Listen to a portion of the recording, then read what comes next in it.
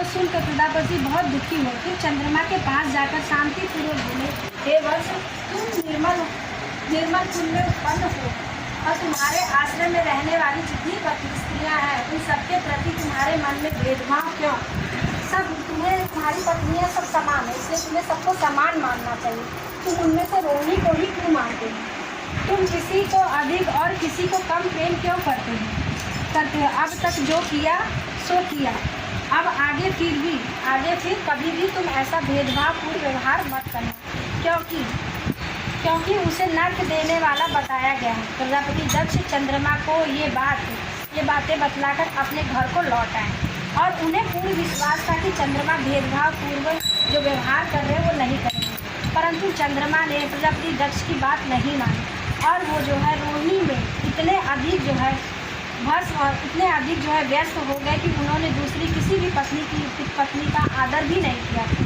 और इस बात को सुनकर प्रजापति बहुत दुखी हो। फिर चंद्रमा उनके पास गए और उन्हें बोले, वत्स, मैं पहले भी कई बार तुमसे प्रार्थना कर चुका हूँ कि फिर भी तुमने मेरी बात नहीं मानी, इसलिए मैं तुम्हें 6 रोग होने का श्राप देता हूँ। चंद्रमा क्षण भर में ही 6 रोग से ग्रसित हो गए और उनके क्षीण होते ही तीनों लोक में हाहाकार मच गया। यह देख इंद्र सहित सभी देवतागण और ऋषि महर्षि परमपिता ब्रह्मा जी के पास गए और उन्हें चंद्रमा के बारे में सारी बातें बताई। तब ब्रह्मा जी ने कहा, देवताओं एवं ऋषियों, जो हुआ सो हुआ, अब उसे पलटा नहीं जा सकता, किंतु उसके निवारण के लिए मैं तुम्हें एक उपाय बता रहा हूँ। चंद्रमा से जाकर आप सभी कह दें कि वो प्रभास नाम शुभ क्षेत्र में जाकर और वहाँ विधि पूर्वक महामृत्युंजय का जाप करते भगवान शिव की आराधना करें, अपने सामने शिवलिंग की स्थापना करें। वहाँ चंद्रमा नित्य तपस्या करने लगे। इससे प्रसन्न होकर भगवान शिव ने उन्हें 6 रोग से रहित किया।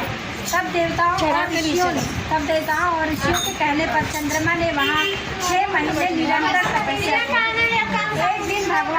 एक दिन भगत वत्स भगवान शिव प्रसन्न होकर उनके सामने प्रकट हुए और चंद्रमा से बोले, चंद्रमा, तुम्हारा कल्याण हो, तुम्हारे मन में जो भी अभीष्ट इच्छाएं हो तुम मुझसे मांगो।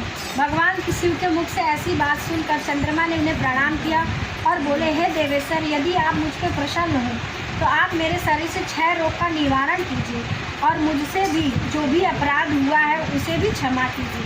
तब भगवान शिव ने चंद्रमा से कहा, हे चंद्र, एक पक्ष में तुम्हारी कला